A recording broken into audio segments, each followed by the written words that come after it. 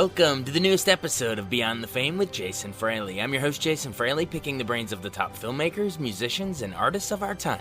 On this day, 1 year ago, the Washington football team announced it was officially changing its name. To mark the anniversary, we're looking back at interviews with several key figures in the weeks leading up to that decision, serving as a time capsule of a social breaking point in sports history. We start with ESPN personality Kevin Blackistone, who said the name change was long overdue. Hey, Kevin, thanks so much for joining us. No problem. Kevin Blackistone is co-directing the new documentary, Imagining the Indian. You're co-directing it with Aviva Kempner, who, everyone knows from, the Hank Greenberg documentary, and, she's made films for years. You're co-directing it with her, and isn't there two other co-directors, too? Yeah, we got Ben West as a co-director, who is the son of W. Richard West, who's one of the founders of the American Indian Museum here in D.C. and now runs the Archer Museum of the West out on the West Coast, and also Sam Bardley, who's also a D.C. native like Ben and me. Sam, his claim to fame working in documentary film in the D.C. area would be the Lynn Bias 30 for 30 doc that I'm sure most people are familiar with via ESPN. Absolutely. And let's kick it off. Why was this sort of the right time for this documentary? It seems like, the death of George Floyd erupted into the Black Lives Matter movement. Right. We had Commissioner Goodell, pretty much do a 180 on the Colin Kaepernick situation. You had Dan Snyder take down the George Preston Marshall thing. They retired Bobby Mitchell's number. I mean, it feels like a little bit of a wave. Well, I started working on this back in 2014 when it looked like the nickname was at a precipice due to another trademark ruling against the franchise. And then there was a case that went up to the Supreme Court involving the rock group The Slants, and that kind of stopped some of the momentum. But I still knew the momentum was there, and I continued to work on this project. And Aviva became interested, and she said that she wanted to work on it as soon as her documentary on Mo Berg was finished. And that's been done a little over a year ago, I guess, and we've been plowing full steam ahead, basically to document the momentum in this movement and to explain why it is so important. Of course, no one could foresee what would happen in the past 6 weeks or so in the wake of George Floyd's murder, to see the uprising of the Black Lives Matters movement in a way that really connects to what this film is all about. If you talk about systemic racism in America, you really have to start with the arrival of the Europeans in the 15th century on these shores and the quick and systematic genocide committed against Native American people. And so you see that coming together in the past few weeks with people attacking images of the Confederacy, as well as images of Christopher Columbus, which obviously links back to the 15th century when he arrived on these shores in 1492, and shortly thereafter, Native Americans found themselves under attack. Yeah, you've even seen NASCAR ban the Confederate flag. You've seen country music artists change their names. It's been a wild few weeks here. Do you have a personal journey with this? I mean, I remember going back to RFK Stadium with my grandfather, watching those back in like the early 90s when they were doing their final Super Bowl run. But didn't you said you first started noticing the protests when you're covering the Super Bowl in Minneapolis? Yeah, well, I have a long connection. I mean, I'm a Washingtonian. I grew up in a family that had season tickets. My father grew up in Droid Park in the shadow of Griffith Stadium, and he was a season ticket holder with his friends back in the 1950s. And at the end of by the time the 50s were coming to an end, and George Preston Marshall, the founder of the franchise and the owner of the team at that time, was refusing to integrate his team, and they were the last all-white team in the NFL, and also the southernmost team, which had a lot to do with why George Foster Marshall did what he did.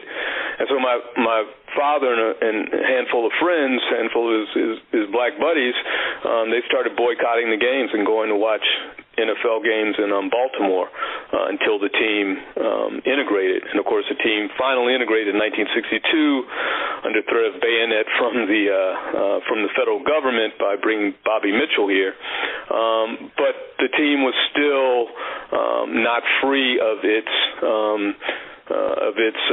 Confederate embrace, and they used to play the song Dixie all the time to start home games. My father complained to the franchise about that via a letter to Edward Bennett Williams, who at the time was the acting president of the team, because George Preston Marshall had become incapacitated with age. And Edward Bennett Williams agreed with my father and said that they would no longer play Dixie. So I have a long connection with this team, but I never thought about that and the nickname of the team until 1992, when I was at the Super Bowl and I actually witnessed a protest outside of the Metrodome in Minneapolis before the Washington Buffalo Super Bowl. And that was the first time I ever thought about it. And years later, I thought about it more and more, particularly after I wrote a column about an NAACP protest in Midland, Texas, against the name Midland Lee High School that a lot of black kids were playing for.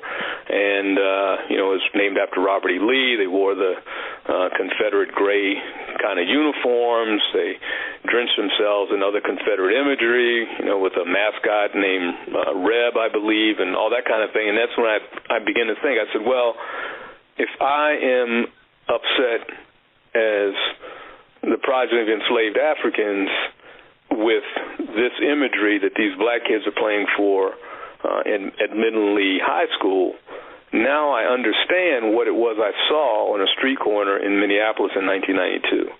And I began to make the connection, and that's when I really started to think about, this name needs to go. And I stopped using it. I've almost successfully stopped saying it, even though I grew up with it. It was like oxygen around here, as you know.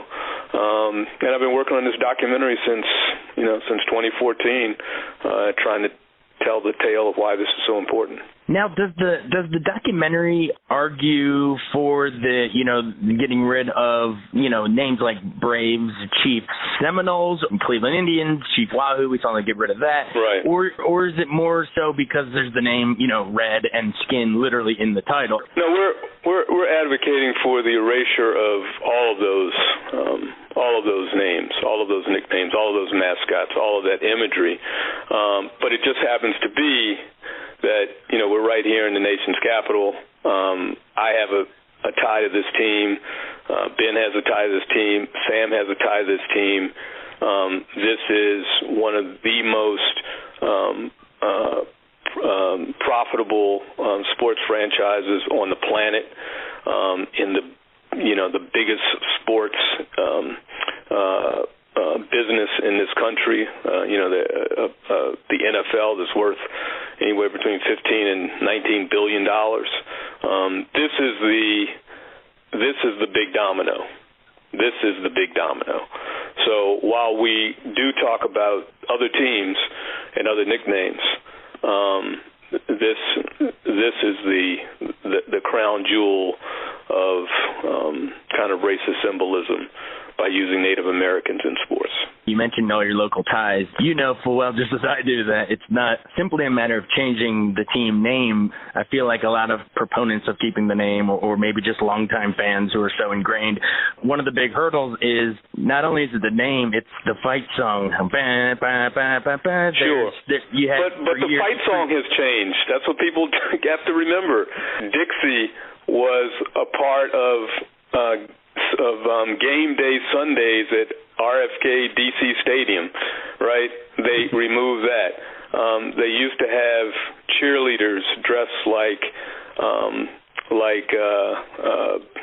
Indian girls. They got rid of that. The fight song used to say fight for old Dixie, D-I-X-I-E, right, which is Confederate imagery. They changed that to fight for old D.C. So change can be made, and those changes have been made over the years, and those changes that have been made over the years have been to be inclusive of fans, to be inclusive of players and coaches and executives associated with the team. And there is no evidence here locally or nationally when teams have changed those sorts of nicknames where the fan base has turned away. They embrace the new name, right? They embrace their new identity, and you feel better about it. Yeah, so you're saying the fight song has already been changed once. You could even, if you really wanted to keep the melody and change the lyrics or whatever, you're saying there is precedent there. Absolutely. And then there's also, I mean, I think he just passed away, but we remember, Chief Z, the guy that would dress up and say, crank up that diesel. Right. There's almost like a Western mythology of we're going to watch the Cowboys and Indians on Thanksgiving. There's a lot to sort of unpack, but, I guess what would you say to people that have those positive memories of Joe Gibbs and the Hogs and, you know what I mean? Sure. They can hear the fight song in their head. This is just about doing the right thing. Right. This is about not hurting a people, continuing to hurt a people. And sometimes we just have to step up and do that. And I think that's what you're seeing right now with the Black Lives Matter protests against Confederate monuments and against the Confederate flag. It's really about doing the right thing. And, particularly in a city that I grew up in, where, our reputation became known under the moniker of Chocolate City because of the predominantly black city, run by a predominantly black governing body. We should be, black people in this city, black people who are fans of this team, should be sensitive to this issue, just as Dan Snyder, who is Jewish, should be sensitive to this issue. We as black people get upset sometimes when we see that people are appropriating our culture or for some other reason. Well, if we're a fan of this team and we wear this nickname and we wear these feathers, we are appropriating the culture of someone else for our selfish desires. And that's something that we need to reckon with as well. How do you convince people that, that they're not throwing away their great memories of watching Joe Gibbs with their dad? It's just evolving. They keep those memories of the team, the fun times, but we're moving to a new era, I guess. Yeah, well, I think that's, we're in a new century now. We're in the 21st century. Things have changed significantly. We're in 2020, a period of cleansing a lot of these sins. We should be, we should embrace that, and as part of embracing that, we should embrace some change with this particular team that we've come to love for whatever reasons over the years. I think that's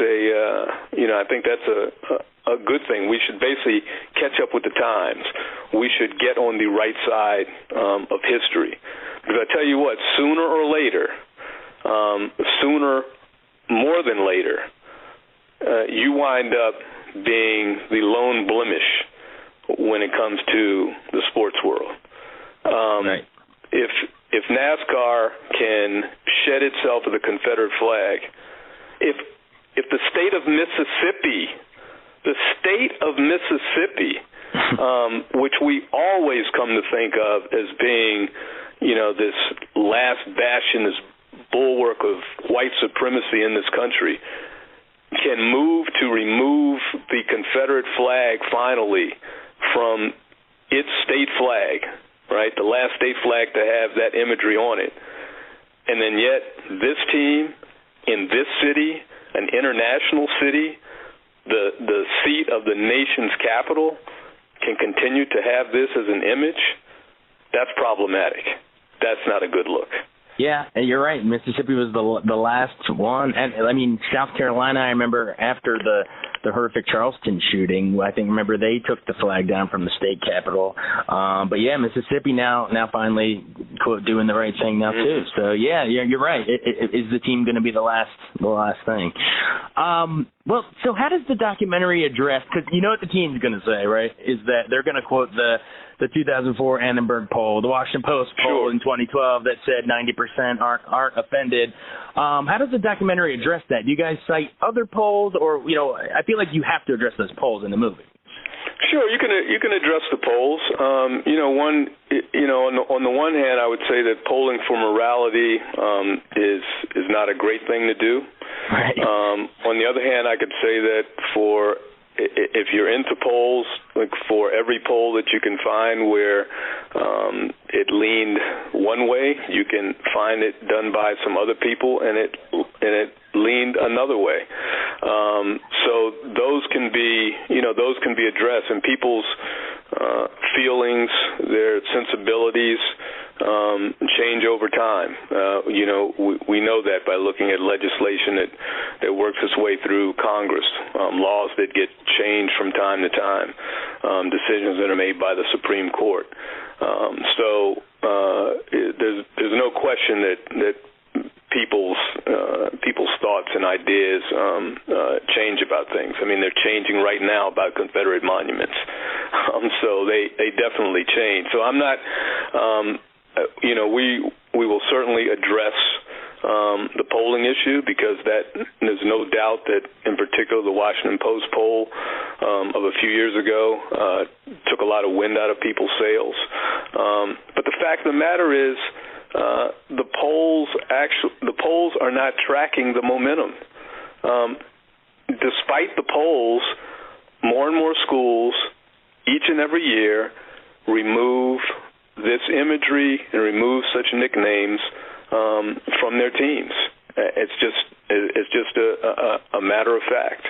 And so if this particular team is the last one, it seems to have its heels really dug in for whatever reasons. Do you have any idea of which tribes are interviewed in the documentary? You know, like who are some of the voices that are, advocating for the name change in the movie itself? Well, Yocha Dehi is executive producer of our film. They gave us a very generous seed grant in our fundraising, and so we have talked to a number of people from that particular tribe. But Ben West, who is the co-director and went to Sidwell Fens and grew up here in D.C., he's Cheyenne. His father is Southern Cheyenne. Suzanne Harjo, who is a civil rights icon, who has fought this fight since she arrived in D.C. in the early 1970s. She represents, or not represents, but she's a member of several tribes. So, there are any number of people who we've talked to who are from one tribe or another who have been and continue to be very concerned about this issue. For sure. Do you have ideas of what the team might change the name to? I mean, we've seen the Bullets change to Wizards. The Senators left and came back as the Nets. So we have some history in the city of different names.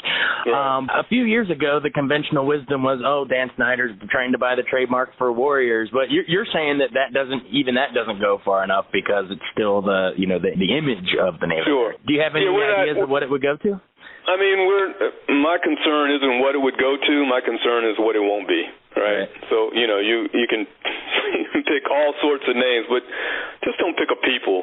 Don't dehumanize a people into mascots. Don't misappropriate their culture. Don't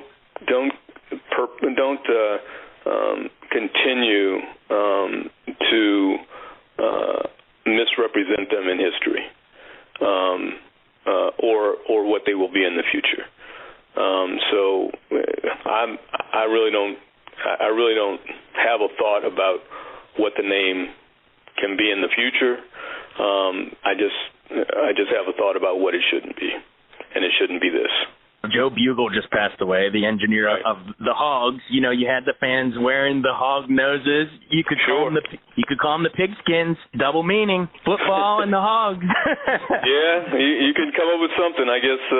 That would be better than anything else. I'm sure they can. That's something else though that the city could wrap itself around. You could have a poll like Abe Pollin supposedly had to find a new name for the Bullets. Get the entire community involved, and it could be something fun. But it just doesn't have to be this. I know the documentary, you're not even done with it yet because you're going to try to, film throughout the fall if there's protests or any developments or the like. But what do you see happening? Do you think this is something that is going to come, from Dan Snyder himself, or do you think it's going to be, a Roger Goodell coming down from on high, similar to the Kaepernick, 180? Do you think the league's going to pressure? Where do you see it going? Well, what we know of Dan Snyder so far, and I've had only a very, very brief conversation with him about this when he came to the University of Maryland as part of the symposium. He has been steadfast. He's made it very clear that, he won't make this change. I mean, he sounded like George Wallace in the Schoolhouse Door, never. You're going to put it in caps. So I'm not expecting him to do this on his own. So where could it come from? It could come from the other 31 owners who find this to be onerous at this point and no longer want to be a part of it. And they can make that very clear to Roger Goodell, who was pushed into a corner in order to say Black Lives Matter and to say that the league erred in its treatment of black players who protested police lethality with the national anthem as a backdrop. Or it could come from players. We like to celebrate. We're in a period right now of celebrating athletes, particularly black athletes, for being politically active, politically aware, and wanting to make change and being involved in social justice. And I don't want to put the onus on them, but they do make up over 2/3 of the rosters in this league. And I would think that if tomorrow they came out and said we're not going to play anymore in this league, or certainly for that team, as long as it has that name, the change would come forth pretty quickly. So those are the places where I could see it coming from. The fan base, they can always vote by not buying season tickets, and they slowly but surely not been doing that. They already are, man. That place in the last few years, right? Right, but for totally different reasons, right? Right. That's the product on the field. Being terrible for 3 decades, but exactly. So I see it coming from, the pressure's going to have to come from the outside. I don't think it's going to come from within. Well, thanks for your time. As we both said, we rooted for the team long ago, and you've covered the team for a long time. And I'm sure you, like me, have family, friends. It's a really touchy issue. So I thank you guys for taking it on. And again, it's called Imagining the Indian. Thanks for all your work. No problem. Thank you. I next spoke with NFL MVP Mark Moseley, who mourned the end of an era for the Burgundy and Gold. Glad to be here. Where are you calling us from? Where you live these days? I live out in the Shenandoah Valley. Actually, I just pulled up at my farm, getting ready to unload my trailer. Speaking of trailers, the reason we're calling is there's a documentary called Imagining the Indian, arguing, that they should change the team name. So I wanted to get someone from the team on, and I know you've been an ambassador for the team on the subject. We think we should be able to keep the name because we've always honored that name with great tradition as of alumni. I'm the president of our alumni, so I'm very familiar with all the guys that have played in the past 50 years, probably 60 years. And these guys have always taken great pride in being Washington Redskins. That name has always meant a lot of pride, a lot of hard work, because everybody, we knew that name represented something great. And so we've always honored that. And I think, to be honest, I've traveled all over for the team, meeting with the different heads of the councils around the country. And I can't tell you, I can't even remember how many of these councils we met with, but a lot of them. And we've talked with a lot of individuals. I grew up with the Alabama Coshada Indians down in Texas, and some of them are my best friends. So I've been aware of the plight of the Native Americans for years and years. And I think that's what needs to be addressed more than this. The name change is not going to change the way they're treated. What we need to do is we need to be doing more for them. So, that's where I come from. Gotcha. Do you have any more details on the different tribes that you met with? Because I know you and I think Gary Clark and some others have done trips for the team on their team's behalf. Do you know any of the specific names of the reservations? Well, we've met with so many of them. We met with the Navajo reservation several years. We've done. I think there's probably a list there that can be a lot better than I can, because it's been a while since we did all this. But we've done football camps at the different reservations around the country, all the way up to Montana. I mean, we were almost in Canada for some of them. But we did these for the high schools and some of the local reservations, just myself and Gary Clark and Ricky Irwin and some other guys that did this. And we spent 2 summers doing that, and we haven't the last 2 summers. For some reason, we haven't done any in the last couple of years, but I think they want to. They're planning on doing more of them. But we've been able to visit and to get around and be a part of so many of them, and we've never had anything negative said to us. As a matter of fact, it's just been the opposite. One of the big arguments the team makes, they'll point to those the polling. I know there was a 2004 Annenberg poll, and then I think in 2012 the Washington Post did another poll where I think both of them found that, at least according to who they interviewed, that 90% of Native Americans were not offended. Now I know the filmmakers the filmmakers say there's other polls that dispute that, or we know Oneida Nation that we know there's some tribes that do say that they think it's offensive. But you want to speak to the polls for a second? I mean, to be honest with you, I've not even paid attention to a lot of these polls. I mean, I don't even know where they come from or who they even talk to.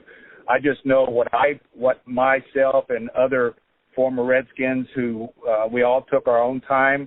We weren't paid for any of this. Mr. Snyder wanted to know if we were truly disrespecting anybody from these Native American reservations, and it was just it was him that sent us out. He put the bill for it, and we gave our time, but we wanted to make sure. And we came back with the same conclusion that the Washington Post had, which, it was just, I think it's only been 2 years ago that they did their poll, and that was that came back very positive for the name. They even apologized to us in a kind of a backwards way for being such hard critics. By the way, that was an unsolicited, I guess, representation too. I mean, they were very against the name until they did that survey, and so they spent a lot of money and time to make sure that was a legitimate survey that they did. And I think anybody questioning that would have to have a lot of proof in order to prove differently. So if that's the team's, I know Dan says we'll never change it. If somehow, let's say another poll came out 5-10 years from now that said that 90% were offended, is that something that the team would think about, you think? If the polling did go in the other direction? Why? That's not for me to decide. That is the organization itself, and that's Dan Snyder, who owns the team. It's his money that he paid to buy the team, and he's the head man there. That's a decision that he would have to make. I think for the players, I think every one of them, I don't know of too many players that would object to either way. I think most of them would rather keep the name because we feel honored that we had a chance to play under that banner, and it would hurt for us to lose that because of the pride we took in it and the hard work and dedication that we gave to it. And I think to change that name would be a hard one for us. But I'm sure if we positively knew that this name was really hurting people and being disrespectful to people, we would very much consider doing something about it. And I'm sure Dan would consider that too. But I just don't. From what I have seen personally, I can only speak for me personally. From what I personally have seen and have experienced, and by going and meeting and talking with hundreds of Native Americans, I've not had a negative word said at all, period. It's so much more than just the name. You know, I grew up going to the Super Bowl years at RFK with my grandfathers. Do you think it's harder than it's not just the name? It's you have the fight song, you have Chief Z saying crank up that diesel for so many years. It's the whole mythology of cowboys and Indians on Thanksgiving, the American myth. I think it is. I get letters every day. I get 3 or 4 letters asking if I'll sign their cards that they've sent to me.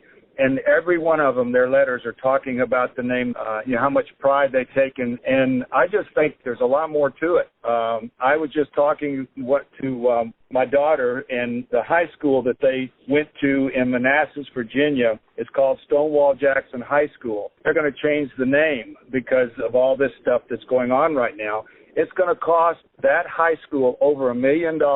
Over $1 million just to change the name of Stonewall Jackson High School and everything that's related to that.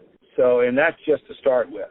And I mean, I'm not trying to say that it's the money that would keep us from doing it, but I think that has to be part of the equation. Us alumni, it's like we'd just be wiped out. We're no longer have been a part of whatever this new name is. We're not a part of it. Yeah, I guess the other side would argue that, Native Americans themselves were wiped out, so that's tricky. But we can't go back, and unfortunately, we can't go back and undo history. That's what people are forgetting here. All we can do is look forward and try to make things better. And, if we came up with the conclusion that changing our name was for the better of it, for everyone, not just a few, but for everyone, then, I think there would be some consideration made there.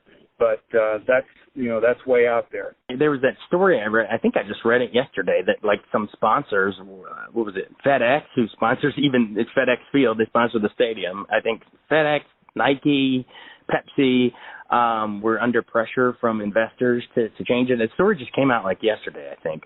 I saw that. I saw that. Yeah. Any reaction to that, or could that force any hands, or is it ultimately, you think, up to the league or the team? Money talks. And unfortunately, the First Amendment has been being criticized because the way it's being used. People now have found a way to get to anybody that they disagree with by accusing them of doing something, and then they try to hurt them with it. And, I'm sure if all these people all of a sudden decided, they were going to pull everything that they had spent with the Redskins, because that's how the Redskins survive, that's how all the teams survive, that it would affect them. But it's a scary road to be going down, doing that and using that as a weapon, because, we're starting to tread on the First Amendment. We feel like we can't say what we really feel or think because of what somebody's going to do to us or our family or our business or whatever it is that we're part of. And I think that's wrong, and it's very un-American. I've heard local members of, sports media make the case that language evolves over the years. And, if someone says, hey, 3 Skins just came into the bar, I think people are going to say, oh, is it Darryl Green and Brian Mitchell and Art Monk? Especially around Washington here, if that happened, they're going to think of a football player. I go to Texas, and like I said, when I go, I'm 16 miles away from the Alabama-Coshada reservation there, and I run into people all the time, but they don't. When I come in somewhere and they say, oh, there's a Redskin in here, they don't think of the Native Americans. They're thinking of Mark Moseley. I'm the only former Washington Redskin from my home, and I'm the only one that's ever played professional football, and they think of me. Not to mention the only special team player to ever win the MVP, sir. So don't sell yourself short. Your record-breaking kick that they show all the time on TV. Yeah, I even made Alex Trebek's Jeopardy a couple times. I carry the same thing as Darryl Green and Art Monk and those guys. They're great football players and deserve to be in the Hall of Fame, that's for sure. And they're great Redskins. And that, if you take that you change the name, you take that away from them. All right. Well, I think the only final other little component is, citywide and God, I would love to see the stadium move back to the RFK site. I mean, to me, it seems like it would bring it back to D.C. That's where all the winning Super Bowl years happened. It just seems right. But I know the city, I think, has said that they wouldn't allow the team to come back to that site unless the name was changed. I mean, do you think is that a gamble the team might make? Do you think there'll ever come a point where they say, we'd rather have that stadium site back, and all right, well, let's call it something else? Well, I think all of us would love to see that, but once again, it comes to dollars and cents. What makes sense and what's not. I think being back where RFK was would be a phenomenal thing. You're right about the history there. There's great history at where RFK sits. But there's also great history in the Washington Redskins, not the Washington Bulldogs or the Washington Cats or whatever they want to call it. We've been called the Washington Redskins for a long, long time, and we've represented it well. It's been around a long time, storied history. To devil's advocate a little bit, the Bullets changed to the Wizards and the Senators became the Nats. So I guess it has happened before. If somehow it did happen, and it would be a massive change, brand loyalty, finances, all the like. But, hypothetically, if it did change, do you have anything that you would be okay with, as an alumni, a legend of the team? Is there another name that you could ever get on board with? To be honest with you, I've never even thought about it because I've always felt like it was so far away that there wasn't even a need to think about it. And I don't have anything off the tip of my tongue that I would think would be appropriate because I know what I gave and what I did and how much pride I took playing in all those games that I played in and every game giving every ounce of energy and blood, sweat, and tears that I had to do the best and be the best. I wouldn't want to take that away, but yet, things change. Yeah, and for sure, the climate out there feels different than even like a month ago. Things have changed drastically. Oh, yeah, it is. And it changes daily, actually. Yeah, and who am I? I'm just some measly entertainment reporter. But what's sort of a hopeful note that you could say that, even if it does change the name, that, it wouldn't take away from the good memories that you had with your grandfather and father watching the team and going to RFK and the Super Bowl, all that. What's sort of a hopeful thing you can say about all the good memories, you had, regardless of how this plays out? The memories will be there, right? Well, however it turns out, I'm always going to be proud of the era that I played in, the games that I played, the players that I played with, the coaches that I played under. We just lost Joe Bugle. We've lost Ted Marchibroda. We lost several other coaches over the last few years, and it's been really sad. That's a big part of our history, and I just hope that my hope is that all these great players and great coaches and the great fans that we've had all these years are not forgotten when they change the name, if they change it. Right. All right, cool. Well, you've been more than generous with your time, and I'm really trying to be fair here in these interviews. No, I appreciate. I can tell that you're trying to be in the middle and not be. But anybody that's ever been a fan, it's going to be hard for them to swallow changing the name, and it's going to be hard for those fans to make their allegiance to another name. But I'm sure they will, and as I said earlier, things change over time, and in time, things will change, and people will get used to it. All right. Well, thanks for calling, and thanks for all those clutch kicks over the years, sir. No, you're welcome. I appreciate it. Mark Moseley, everybody. Thanks so much for joining us on Beyond the Fame with Jason Fraley. Remember to hit the subscribe button and give us a 5-star rating if you like what you hear. We'll see you next time.